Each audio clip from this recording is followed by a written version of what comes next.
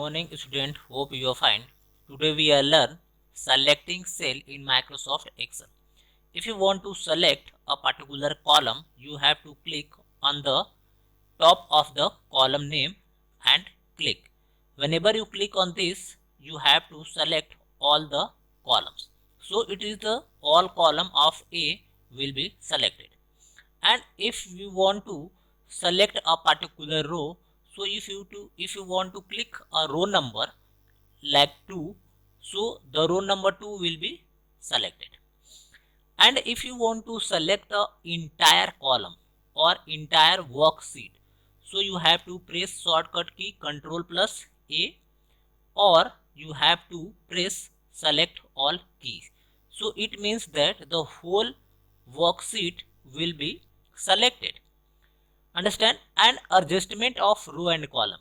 Sometimes you have to see the some column adjustment are very loose. So if you want to adjust column, so you have to go to the top corner of the row and columns. Like if you go to the between A and B column center, and after going this, you have to see the arrow key left and right. So if you click on this side and adjust left and right column. And whenever you adjust the row, you have to go to the betweens 1 and 2 or any row numbers and adjust the column whatever you need. And next you have to select the specific cell. You have to just click on the specific cell. And if you want to select only a data where the value contain, so go to press shift key and left arrow and press down key. So the data of the only the cell that contain will be selected. Understand?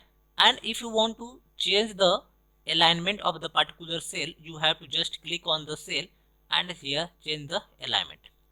Understand? There is the alignment of left, this is the center, and this is the right alignment. So whenever you need this to change this alignment, you have to select the cell and click on the specific cell. Thanks for watching. Have a nice day.